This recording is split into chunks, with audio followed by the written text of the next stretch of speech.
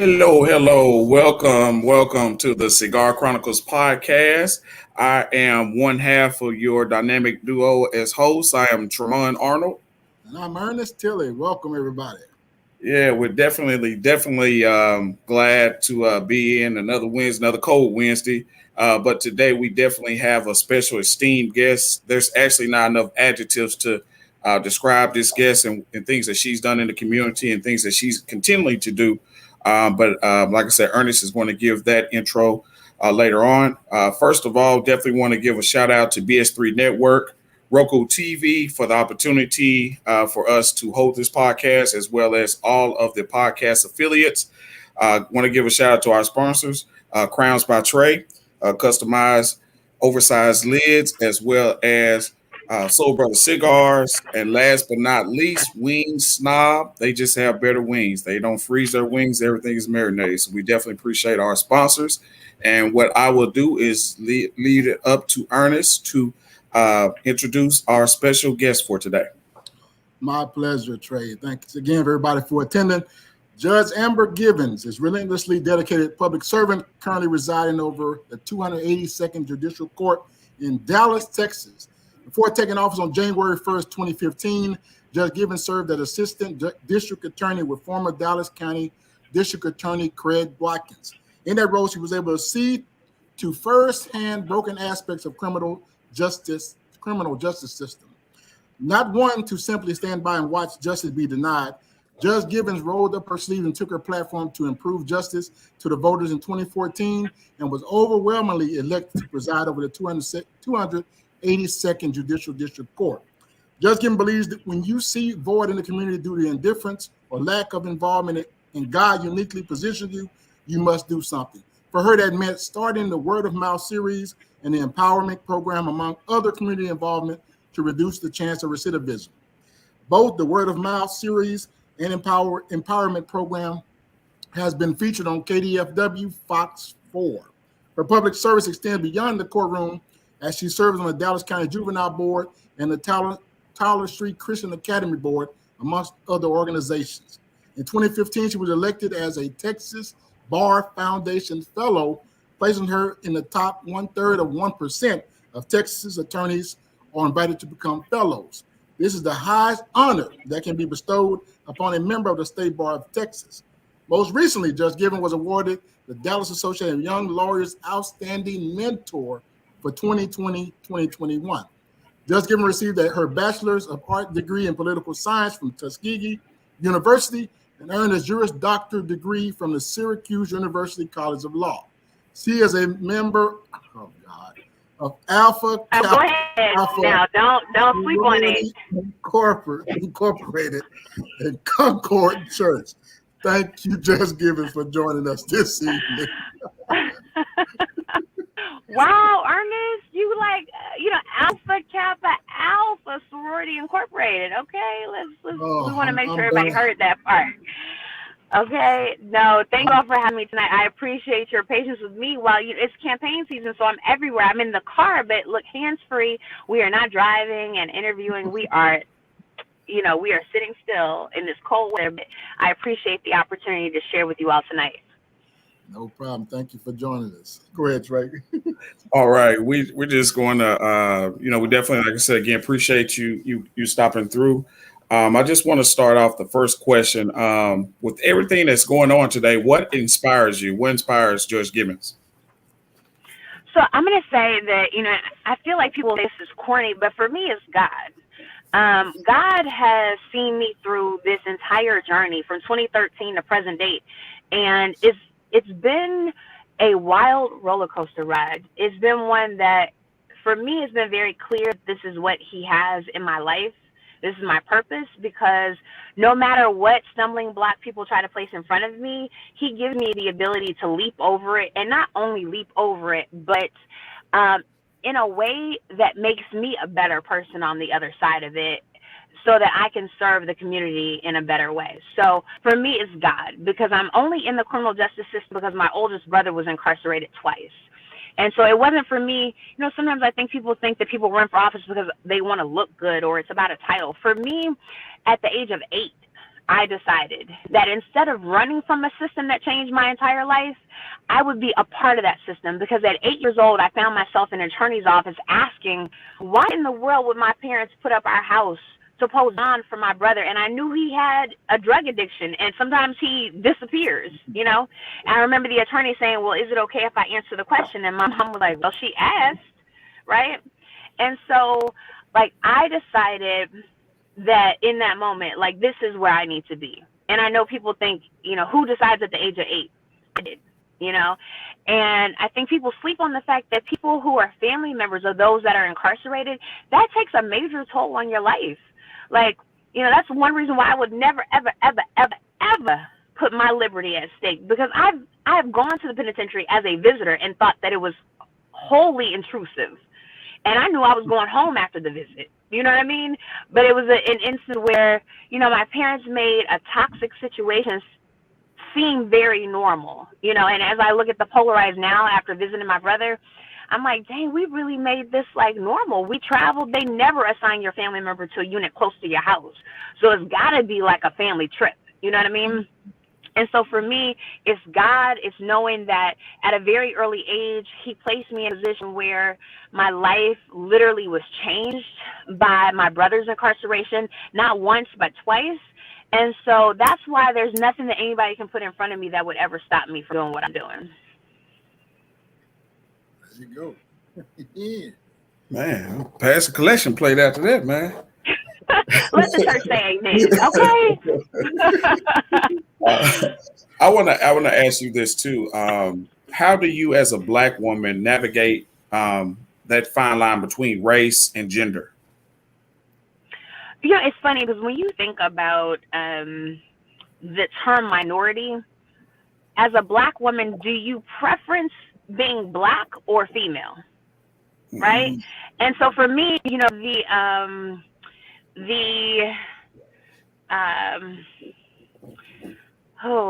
because I know people that are always watching me or watching because I invited them to do so. Any movement for women, I can't say that movement was targeted or meant to benefit me as a Black woman initially, okay? Because I wasn't even considered a person. So forget my gender, right? And so for me, you know, the crazy thing is, in everything that I've experienced in being on the bench, people, not me, since y'all are going to quote me, people have referred to me as Black first. And that's because undeniably that's what they see first, right? You know, race is a human creation, right? Humans created that. And so, you know, I come to the courthouse, whether virtual or in person, every day as myself, my authentic self. And if you choose to identify my race before anything else, my age, my gender, it's probably a personal problem that you have, you know? And so I wouldn't say that I identify as anything but a human, because I breathe like every other human. I bleed like every other human. And if my mere presence and the audacity for me to be me bothers you, it probably dates back to prior to Brown v. Board. And so I think that's how I would answer the question. That was a great answer to that question, I believe. So I think we just need to dive right in, because there's been some accusations or allegations, I would say, with regards to your court. I think what preferably was basically about alleged staffer impersonation, if I recall. Just want to get your assessment on that, and just to kind of bring to light what the actual one, if it's true, and two, if it's not true, just kind of explain what all transpired on the date in question that the accusations are referring to. Okay. Let's talk about it. So, whose parents are over 60? I want to just raise your hand for me. Are your parents over 60? Okay. So my court coordinator is 63 years old, and she is from Grapeland, Texas. Bless her heart. I love RC. RC, I affectionately call her RC. Her name is Arciola. We met in 2013 when I was a prosecutor at the DA's office, and she was an admin for I forget what division. And, I trust her. And I say I trust her because for your admin, you have to trust your admin, right? And I say I trust her because RC is an upstanding person, right? And so let's rewind to August 3rd of 2021. And I don't mind talking about it at all. And for those that want to quote me, please make sure that you take it verbatim. Okay. So on August 3rd of 2021, we didn't have any hearings set. Okay. So what is a hearing? Let's talk about that, because I think the Dallas Morning News likes to call anything a hearing, right? Well, in hearing, you have witnesses. That means the judge swears in somebody. They raise their right hand, and what the code in Texas says is, do you solemnly swear or affirm that the testimony you're about to provide is, the truth, the whole truth, and nothing but the truth, so help you God, right? Okay? So in a hearing, you have two sides that are opposing each other, right? They're both asking you as the judge to do something, but they're divergent opinions, okay? And the judge, based on the evidence, will make a decision. Well, in this instance, there was no hearing set. This young man had been magistrated by what we call a Dallas County magistrate, right? And so the judge, the magistrate, had already set a bond at $100,000, okay, on a burglary of a habitation probation violation, meaning he had already pled guilty to the case. He's on probation, being supervised by the probation department. And the state of Texas, the Dallas County DA's office, decided to file a motion on him saying he was not successfully completing his probation. And so by the time he gets to the 282nd on August 3rd, 2021, the only thing that was left to do was to serve him with his probation paperwork. That's it. He was not set for a hearing. Well, what happens, which happened to me last week, is so funny that we're talking about this now. For some reason, Zoom was blocked on my Dallas County account last week. Go figure. And I was unable to log on last week to Zoom, similarly in August of 2021, right?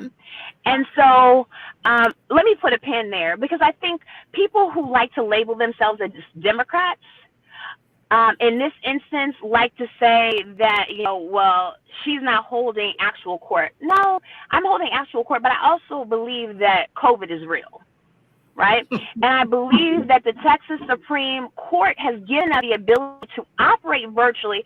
Well, you would have never thought you could operate virtually in a court. But because of the seriousness of this public health concern, they not only have given us the authority to operate virtually, but they purchased our Zoom accounts, right? They purchased our Zoom accounts, which allow us to stream and comply with the public courtroom, meaning making the public, making the courtroom accessible to the public via Facebook or YouTube, right? And so that's what I've been doing. And who does that if they have anything to hide? I was one of the first judges in Dallas County, Texas, to make my court public on Facebook, because I don't have anything to hide. I want you to watch me. Please learn something, right? Watch me. And so on August 3rd of 2021, I could not access Zoom. But I was informed by RC, my 63-year-old court coordinator, that the attorneys thought that the $100,000 bond was unconstitutional. I had information sent to me, and you know what? I agreed with them that this black man who had bond set at $100,000 was unreasonable. So the attorneys agreed on a $25,000 bond reduction, meaning there was no hearing because they agreed. Guess what I thought? I thought they were right, and that he should be released on a $25,000 bond. And so the funny thing to me is that I agreed to it. I was on the phone, so RC put me on the phone, because how dare I not be able to get on Zoom and then hold somebody unconstitutionally on a high bond because I can't get on Zoom? What did I do? I made myself available by phone. And unless Verizon is in on a conspiracy, I was on the phone. And I'll tell you, I willingly accept my Obama birth certificate moment. How many times do I have to stay on the phone? I was on the phone. Right? And so I got on the speakerphone, and I'm telling you, can you all tell where I'm from by listening to me? You can't, but I'm from Great Glen, Texas, and I'm definitely not 63, right? You can tell that, you know, you probably by my looks think I'm in my 20s, but I'll accept that, right? But you for sure know I'm not 63 from Grapeland, Texas, okay? And so I'm on the phone, and I grant the bond reduction. And I'm going to say this. It's hilarious to me that they say it was illegal. Has this man turned himself back in on this supposed illegal bond reduction? No. He's still out on bond, right? And they're saying it was illegal. Go back to Loose Ferret then. There's space for you. If that bond reduction was illegal, which it wasn't, then why is he still out on bond? I mean, there's so many questions to be asked here, right? Why would two Dallas County sheriffs, one of them has since retired, write affidavits on my behalf stating that I was on the phone and that they know my voice because they worked with me for over a year? They don't have anything to lose or anything to gain. They didn't have to give the statement. And what I find so interesting is that if you were really searching for the truth, wouldn't you have asked them? But nobody asked them because I'm not sure they were searching for the truth. And here's the thing, let's be very clear. In Dallas County, Texas, do you really think that I would still be out in the free world as a black woman if they really thought I committed a crime? Right. No. This was a ploy because they knew that I have been in the community for the last 8 years. I didn't show up yesterday asking for your support because it looks good. I am here because of my life experience, because of what I was raised after my brother's incarceration. And so what they thought was we have to turn the community on her. So we have to make them believe that she is unethical, illegal, immoral, right? But the fact of the matter is, if that were really true, one, you wouldn't have waited until 10 days before my filing deadline to talk about it, because based on what they're saying, any legality would have happened in August of 2021. But you waited until 10 days before my filing deadline because this is politics. Same reason why you haven't heard anything else about it. I'm still out here in the free, right? Because I didn't do anything, right? And I love and appreciate Tamika Mallory's audacity in talking about it. She heard about it all the way in New York and was like, this is some BS. Let's call a spade, right? And so at the end of the day, what it's done for me is re-upped my commitment. Thank you to the haters. It has re-upped my commitment to being in the criminal justice system, because one of the cornerstones of our criminal justice system is the presumption of innocence. And for somebody to say that you did something and then you are publicly tried and convicted without a jury or a judge means to me that Dallas is still doing more of the same, that convicted Christopher Scott wrongfully, Richard Miles wrongfully, but we conveniently like to buy their books, purchase tickets to their nonprofit organizations, and we have done nothing to change the foundation of the criminal justice system in Dallas that wrongfully convicted them. The same people that were a part of those cases are still roaming the hallways of Crowley. They're just defense attorneys now. And so at the end of the day, I'm disrupting the norm. And anybody that has a problem with me subscribes to the norm. I will always be a problem to those who don't want to see change. Because what I will not do is fold. What I understand and appreciate is that I stand on the shoulders of giants. And it's easy to say that and then easy to fold, but that's not me. My people survived the middle passage. So you got to do more than make up a lie. And that's the thing. That shows. I've been on the bench for 8 years now, and all you could do was come up with the fact that you think a 63-year-old pretended to be me. You're going to have to do better. Because my people made it from Africa, shackled to each other in the basement of a boat, lied in vomit and feces, came to America and built the country that you stand and pledge allegiance to today. And you think a lie about Zoom is going to make me fold? Not even. Only thing it's done is made me feel like there's more of a need for people like me.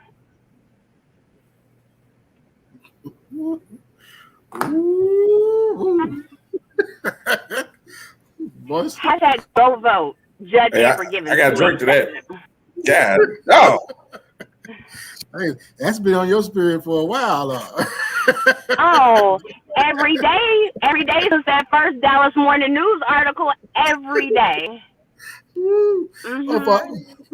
For our listeners that are just jumping on, we're here with Judge Amber Givens. So if you have any questions that you'd like to ask her directly, please put them in the comments, and we'll try to address those questions as they come in. Kind of shifting a little bit, kind of touching on what you were saying earlier. Do you think the strong Black woman identity helps or hurts you at this present moment in time? I mean, I think anybody who in this system, and let me backtrack for a second. So I graduated from the great, amazing alma mater of Tuskegee University, okay? And Tuskegee taught us to not only graduate for our own benefit, but for the benefit of everyone, right? And so I think anyone who has the audacity to show up in a space that was historically created to keep certain people as chattel, whether I'm a female, Black, what have you, it's a problem, right? Because when you look at the history of the law in America, right, the law had to catch up with humanity, because once upon a time you were less of a person, and that was only for tax purposes, let's be honest, for your slave owner, right? And so for me,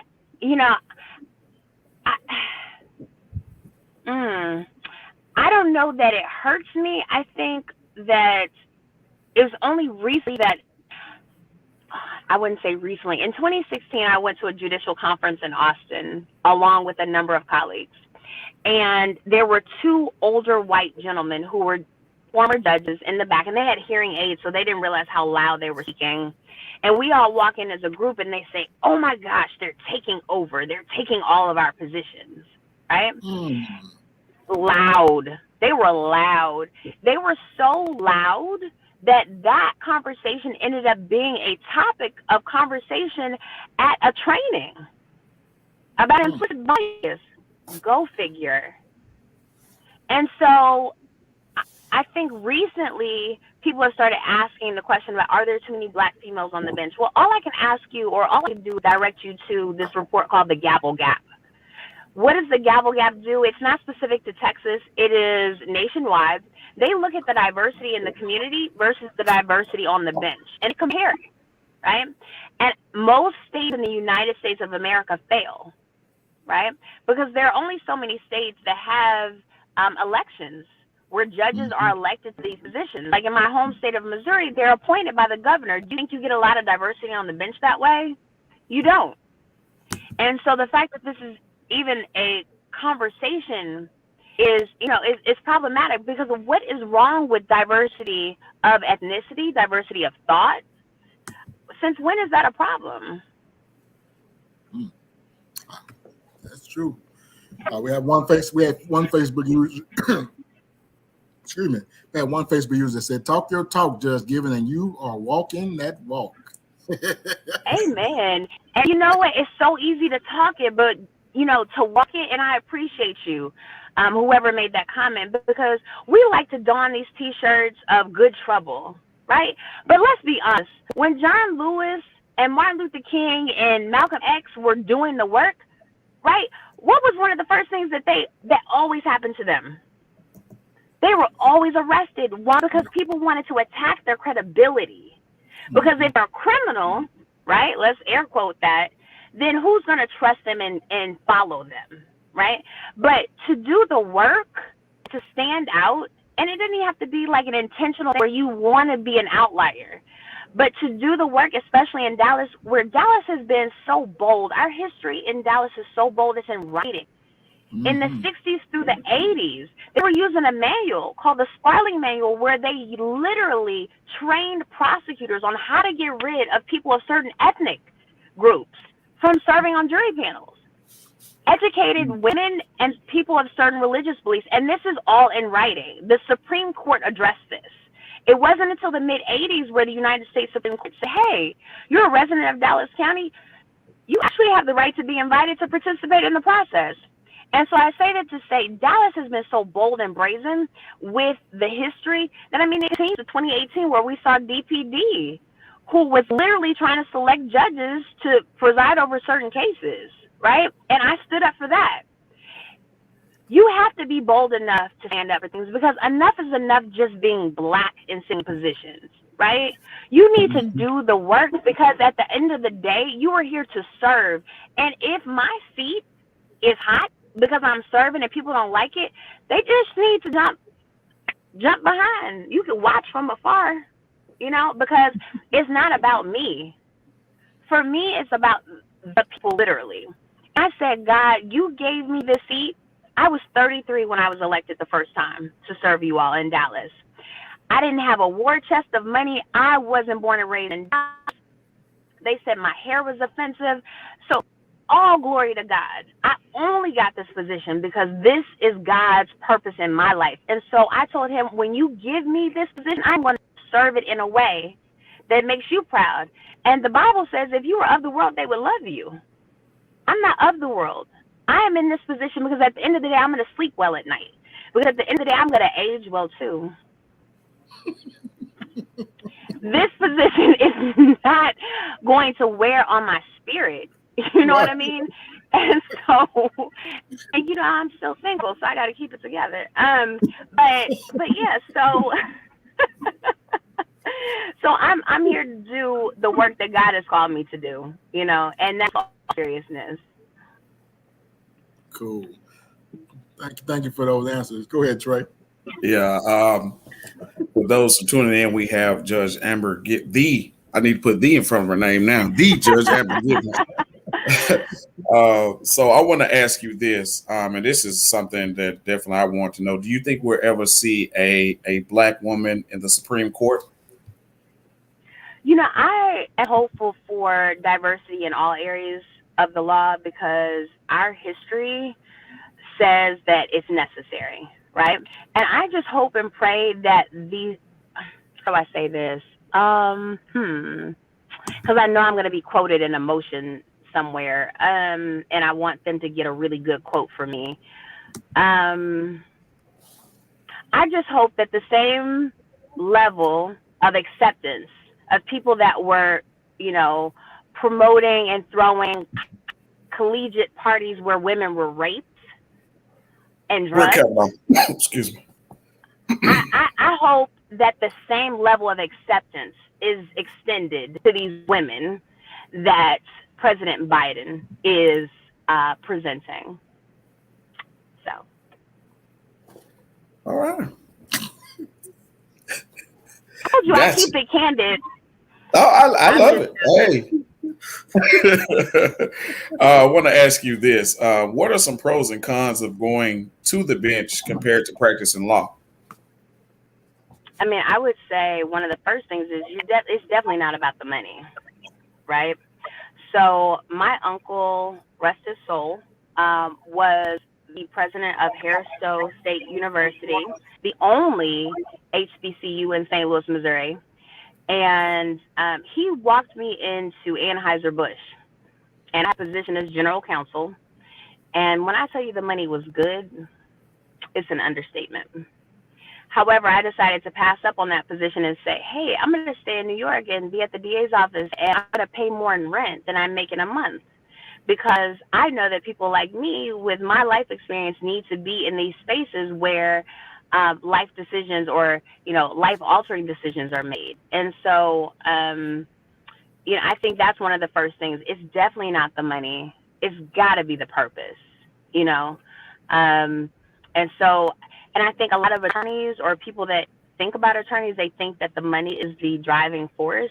And for me, it has not been the driving force. Interesting. That's good to know.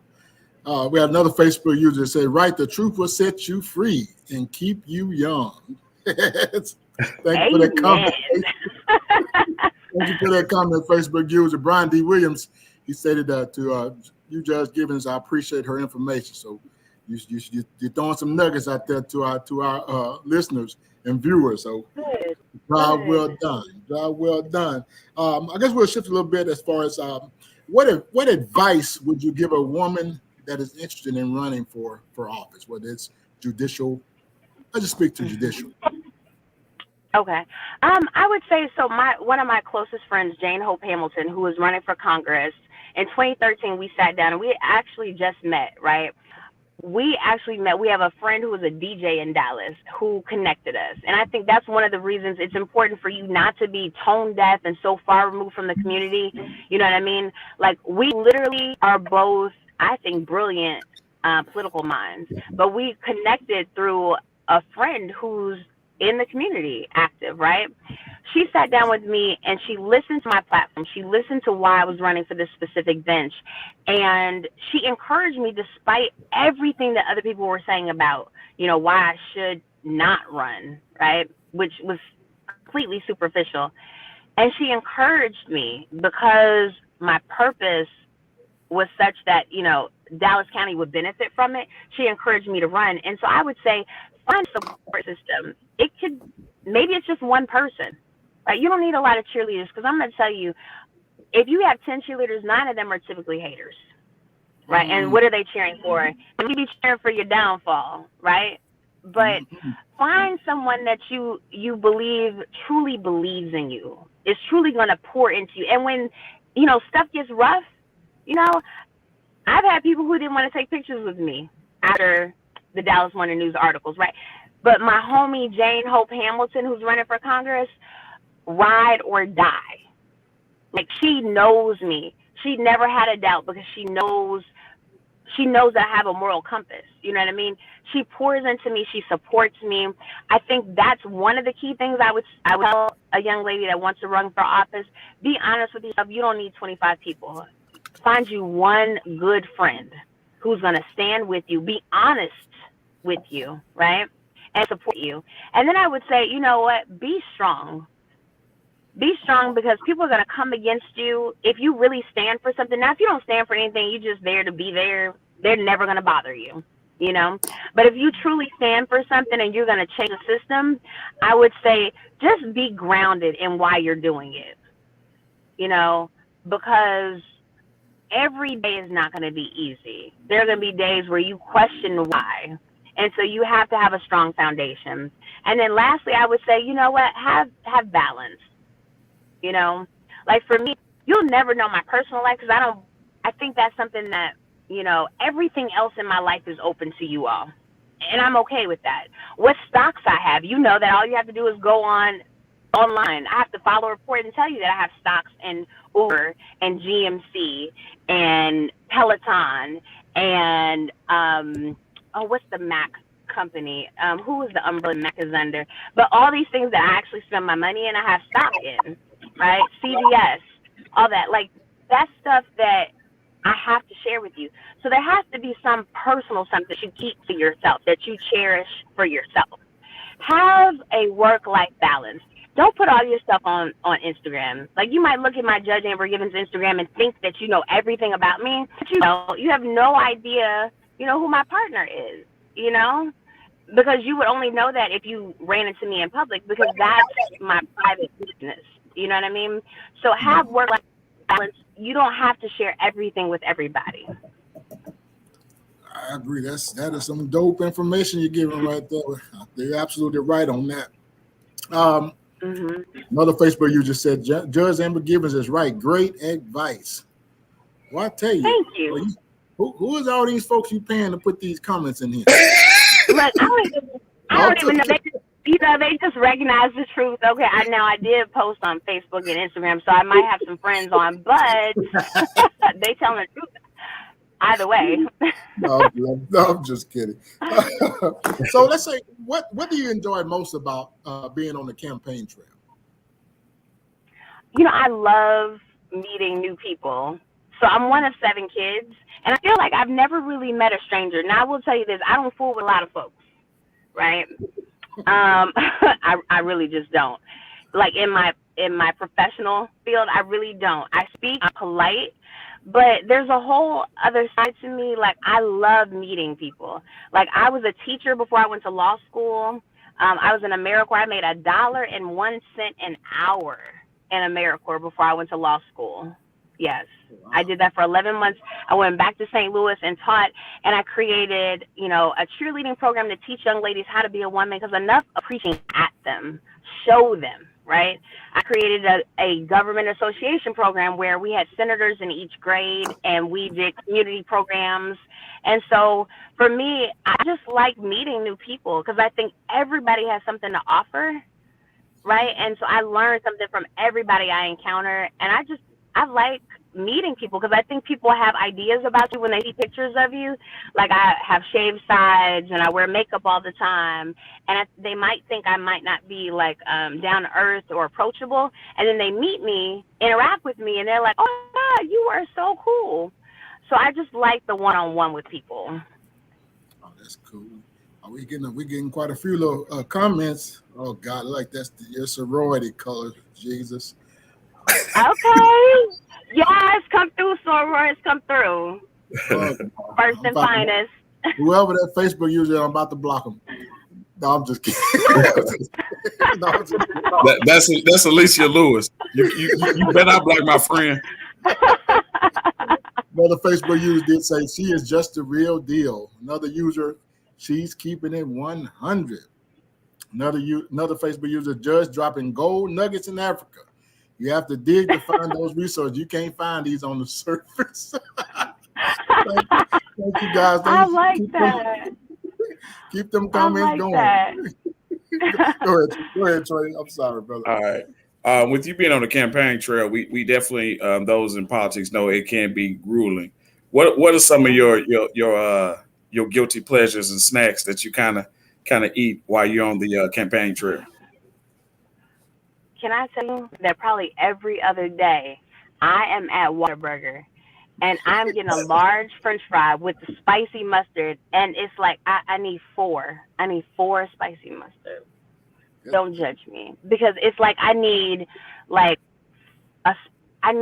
one spicy ketchup. Excuse me. I need one for like every 5 fries.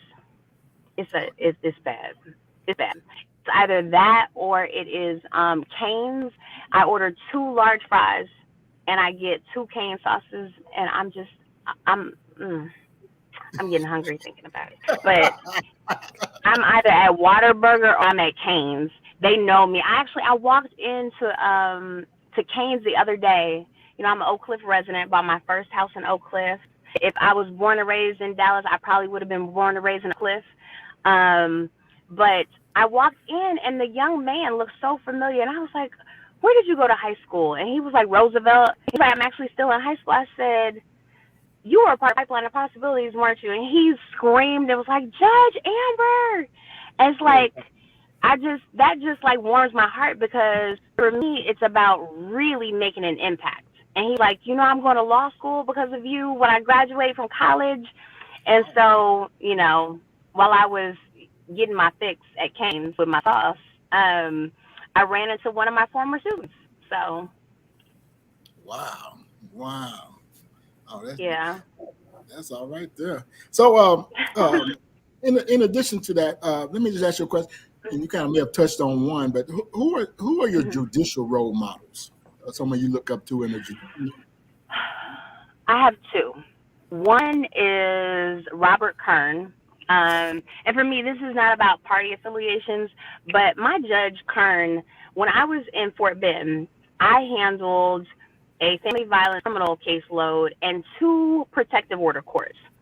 And so it was Judge Kern and his associate judge. And let me tell you, Judge Kern did not accept, if his docket started at 9, he did not accept a 901 appearance. And he knew I had 2 courts. I was the only prosecutor who had 2 courts on 2 different floors. He didn't care. He expected me to be on time and ready. And I appreciated him, because you always knew that, he was going to rule by the law. It didn't matter what firm you were with. It didn't matter. Nothing mattered. It was all about the facts and the law. And I really, truly appreciated that, because I knew I was going to get a fair shot in his court. And then Sam Lindsay, federal judge Lindsay, he swore me in both times. And what he told me January 1st, 2015, he said, "You will not make everybody happy, because everybody can't win.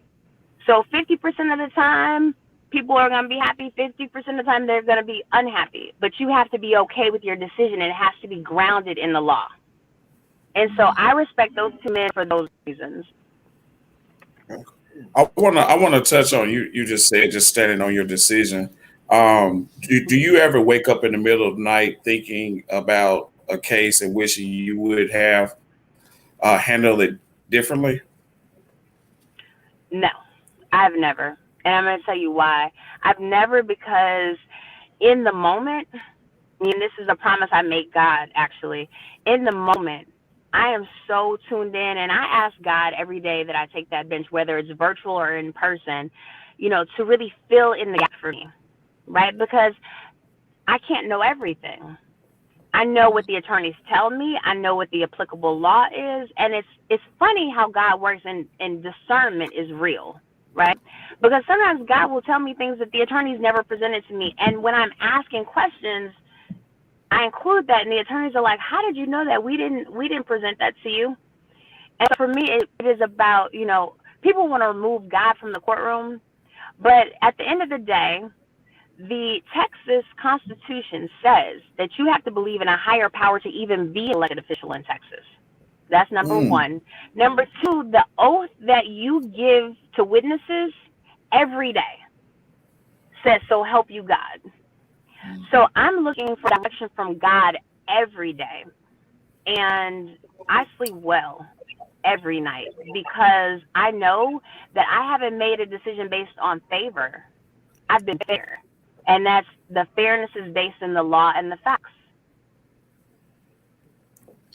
Oh, well, there you go. Okay. And I'm gonna ask one more question. What do you perceive as the greatest obstacles to justice? I think people's own willingness to set their comfort aside.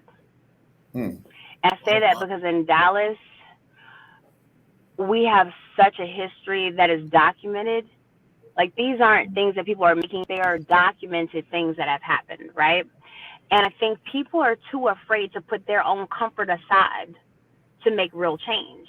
And I'll give you an example. So 2018, there were 2 police officers that were murdered at a Home Depot. And, once upon a time in our capital murder and murder assignments, you had a list of 17 felony courts. So you knew who was up next to get a murder assignment. And so my court was up next to get this murder assignment. And it's documented in writing. So at the time, Johnson was DA, and her first assistant, Michael Snipes, admitted this to 2 sitting judges, that he, along with DPD, manipulated the case assignment because they didn't want me to have the case, because I was too independent and could not be manipulated. It's in writing. And I didn't sit silent, even though I was going up against all of my colleagues and the DA's office. I didn't sit silent and say, you know what, it's not my battle. I'm never going to be charged with murder or capital murder, so what does it matter to me, right? I didn't sit silent because I truly believe that no matter what offense you're accused of, you're entitled to a fair and impartial judge, despite the crime that the state is saying that you committed, right? And so I went against colleagues, and I stood up in front of the commissioner's court, and I received text messages from colleagues that were conveying messages from people saying that if I went to the commissioner's court and testified about this, that I would get opponents, that my career in Dallas would be over, right? And it's because they're so used to people being more concerned about themselves than the greater good. And so for me, I would say, at the end of the day, I stood up and spoke out, and the system changed, right? Now we use a lottery ball system. Now, granted, you still have to trust that people aren't going to pull a ball and put it back. But the point is, DPD and no other law enforcement agency can essentially, file based on who they think is going to get the case. Right? And so for me, it was worth that personal sacrifice to stand on an island alone, because at the end of the day, if I'm not here to better this system, why am I here? So I would say the greatest obstacle to change in the system is people not wanting to forego their comfort, their personal comfort. That's good to know. That's I guess we'll go a little lighter on some of the questions. You kind of answered the tough ones without a hitch. So I guess my question would be, what would be some of your greatest accomplishments in your legal career? And it could be the word of mouth and the empowerment program, if you want to touch on that as well. What are your 2 or 3 of your greatest accomplishments? Greatest accomplishments. So I'm gonna say this is real. It's interesting. So I hate, I'm bringing Jane up again. I was at one of her functions, and I ordered a soda, and the young lady comes, and she's like kind of shaking, and I was like, are you okay? And her colleague comes up behind her and is like, she's so nervous to serve you. And I was like, why? She's like, because you were her judge and you changed her life. And so, that's why people ask me, like, am I afraid to be places? Because somebody ran to me the other day and was like, remember in 2016 when you were walking through MLK passing out flyers about people's rights and you were already on the bench and we thought you were crazy because you should have been scared? I'm not afraid to be anywhere in the Dallas County community because I know that I stand for all the people.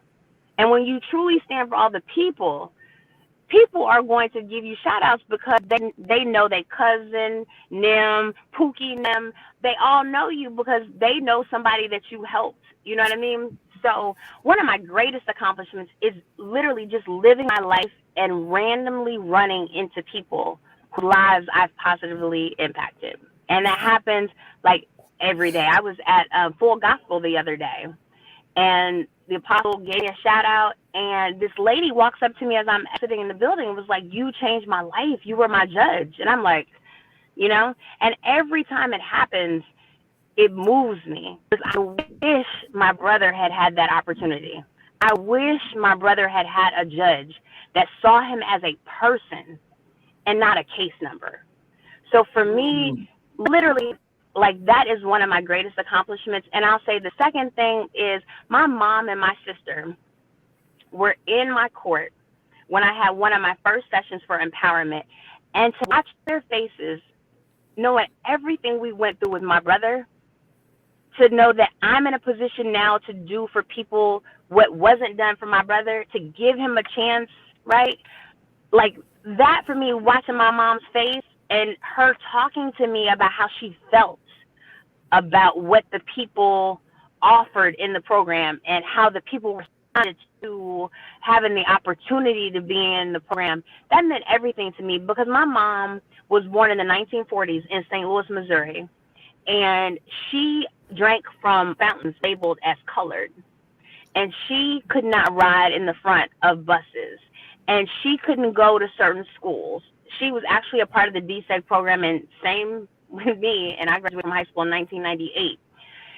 She had to sit at the top of movie theaters, and so for my mom to see me in that position, and she couldn't vote when she was 18. So to know that my mom has voted for me because she's relocated to Texas, and to know that, she's seen me give people what we prayed for my brother, I would say those are the top 2 accomplishments since I've been on the bench. That's dope. I know there had to have been a moving moment for you, especially having your mom and sister. I know that had to have been awesome. Yeah. That's all right. And with that, let me ask you couple other questions. If you could turn back the hands of time, what would you tell your 18-year-old self? Man, it's okay to be smart. It's okay to be smart. Let me tell you, because I was in AP classes and people were like, your name's Amber and you talk however, and you're in these AP classes. And it was so not cool to be smart that I literally did everything I could do to get kicked out of my AP classes. And it literally was one teacher. I took a quiz and I wrote my name at the top of the paper and I turned it in. And I'm getting feedback, but I hope y'all can hear me. And I turned it in and I was like, I'm done. I was going to get kicked out of the class because I thought, if I get kicked out of the AP classes, maybe they'll stop messing with me. Right? If I could turn back the hands of time, I would say it's okay to be smart. I would have way less loans for undergrad. Right? It's okay. It's okay to be smart. Forget what the crowd says. And I would also tell my 18-year-old self that, bullies don't grow up. They just graduate. right? And, you know, you go to these high school reunions and the it girls look like they've lived 6 lives because because they were living beyond their age in high school. You know, like I would say it's okay to like be a teenager and have less responsibilities than you do as an adult, right? And I would also say that, you know what? Validation is only for parking. Ooh, God, God, self. Ooh, let me type that in the comments. Boy.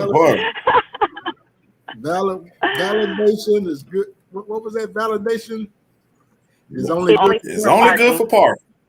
Only good for parking. Oh, that's a hashtag. That's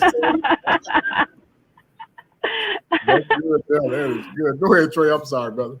Oh no, it's good. We have one more question. If you could have dinner with 3 women, dead or alive, who would they be and why?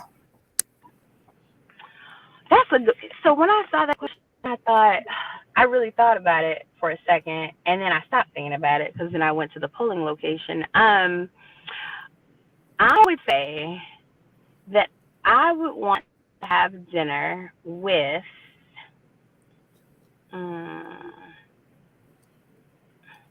Dang, I had a really right answer for this. Hold on, give me a second.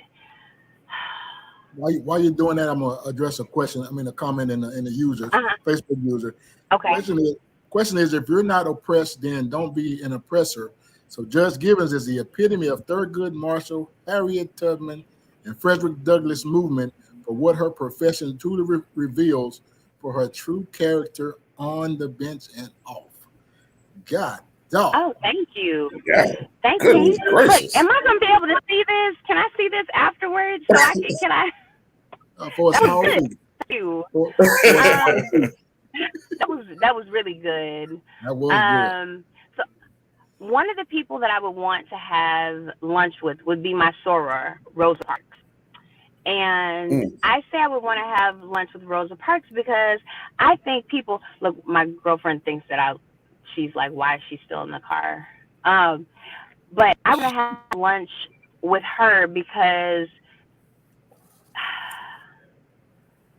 one, she didn't let her age stop her, right? You can be young and make a difference, right?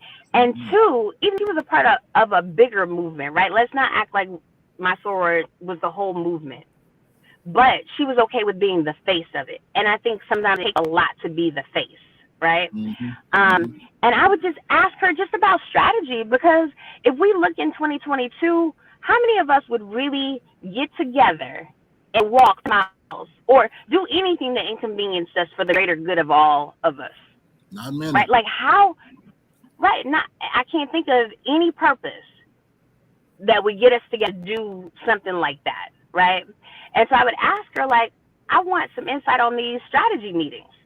Like, who did y'all decide needed to be a part of this conversation before you just acted, right? Because I think nowadays people just act for the sake of acting, right?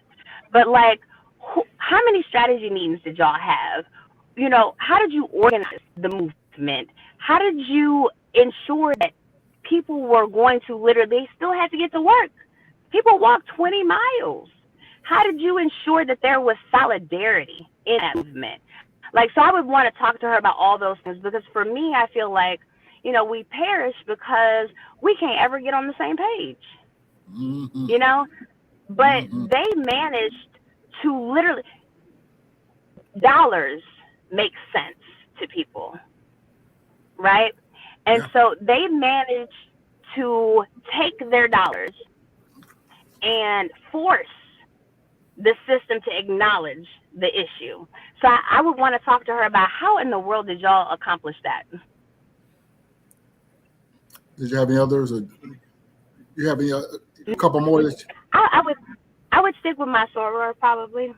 Okay, no worries, no worries. So, this has been very informative. Wait a minute. You're too late. No, go ahead. No, go ahead. You go ahead. I'm just playing. I'm just playing. Go ahead. Give me 1 second. I want to look at one thing. because it's tough for me. Give me 1 second. Again, we're on with Judge Amber Givens. We have a couple of minutes. You have a question or a comment you'd like to make, please do it right now for us, please. Oh, actually, yeah, I'll give the time back to the people. Can you see me? You disappeared. Or did I lose you? I hear you, but we don't see you. Okay, it's circling, but I'll give the time back to the people is what I'm saying. Okay. Now, I do have one more question before we get off, and I think that this question kind of summarizes everything, and I think it'd be a good question to ask. What do you think? I mean, do you think that the strong black woman identity helps or hurt? We just lost her for a second. We just lost her? Okay. I think her signal broke. She give her a second to come back on. We apologize for this, listeners and viewers. We're on with Judge Amber Givens. She kind of lost her connection. We're going to give her a minute or so to come back on. Again, we want to thank everybody for joining us tonight. This has been a very informative, candid conversation with Judge Amber Givens. So appreciate everybody's comments and remarks with regards to this conversation with us. So bear with us just a second or so. Yeah, she been dropping some jewels over here. I've definitely enjoyed it. What about you, E? Yes, indeed. I'm telling you, she's been giving us some game here, brother. Definitely giving us some game. Also, if we have any elected officials or anyone that's running for office that's interested in coming on, definitely reach out to me or Ernest, and we'll definitely get you on.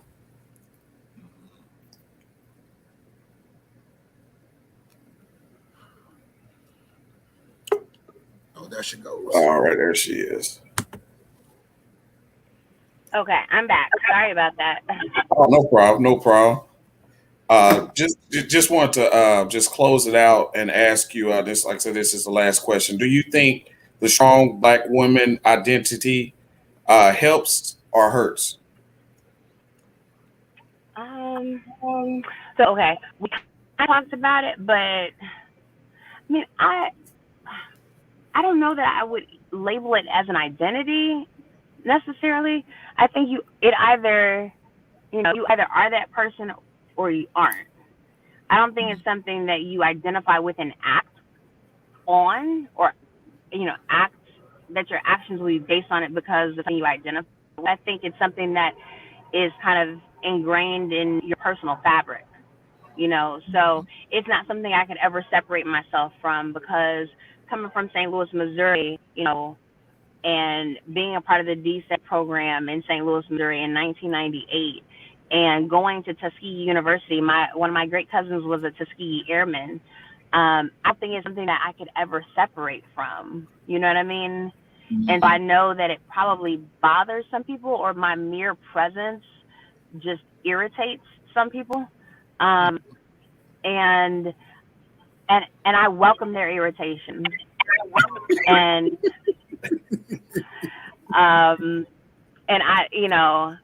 it's something that actually probably energizes me, yeah. So I think that I don't use I don't focus on my haters so much so to say that they're like motivators to me, but I definitely think that I'm my ancestors' wildest dreams, because I operate in this space despite my haters. There you have it. And so in closing, and again, we thank you so much for joining us, Ms. Givens. Judge Givens, excuse me, Honorable. But I did want to give you a moment just to let folks know what you're running for, why they should vote for you, and how and some of your social platforms you can be reached or contacted if needed. So I'm running for the 282nd Judicial District Court. I'm running for my third term. I've been serving you almost 8 years now. I am a presiding judge over the 282nd Judicial District Court, which, I handle everything from enhanced theft to capital murder cases. I think some of the polls are closed tomorrow. What I heard today when I left one of the polling locations is that they said it's based on the decision of the individual polling locations. I'm not sure about that, but early voting ends on Friday, and then the election day is March 1st. And I would say, voting needs to really be personal to us, in the sense that I think people have gotten so comfortable because they think it's a right that they just own, when really it's not. There are so many people out here who can't vote because they're on paper, right? That wish they could vote, And so I think it has to be personal to us. It's personal to me because I was at Tuskegee and the NAACP rolled on us and said, hey, we're going to Selma to help Joe Perkins, beat Smitherman, who was, in office and MLK was alive, and called MLK, Dr. Martin Luther King. He was still in office in Selma, and we went to go help Perkins, and he beat him. He was the first Black mayor of Selma, Alabama. And so it's personal to me because I remember being at the polling locations and men standing at the doors with leashes, handfuls of leashes with dogs, to scare Black women, older Black women, from coming to vote because they know the history, right? And so it's personal to me for that reason, and I think it needs to be personal to all of us. And we really need to vote in these local elections. We don't like the Electoral College. We complain about it every presidential election. But there is one secret person somewhere in the state of Texas that, despite your popular vote, can turn an election, right? But then when you get the opportunity to vote and your vote actually counts, your popular vote actually counts, why would we ever sit the election out? Because it's your vote that's actually going to determine who sits in these local seats. And it's the local elections that impact your lives every single day, right? And so I'm asking for your support, not because it's election season and I've just shown up on the scene, but because I have made you promises in 2014 and I have kept those promises and I have done the work. So for me, it's not about the words, because anybody can tell you anything. Check my track record, right?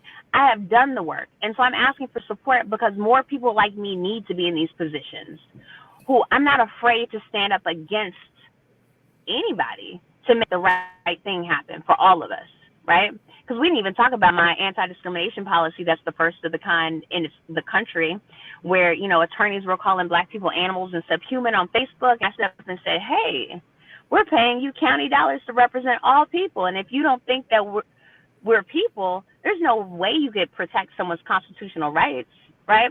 And so more people like that need to be in these positions. So I'm asking for your support, and vote Amber Givens for the 282nd for all those reasons and more. I have two opponents who you'll never see south of 30. Let me repeat that.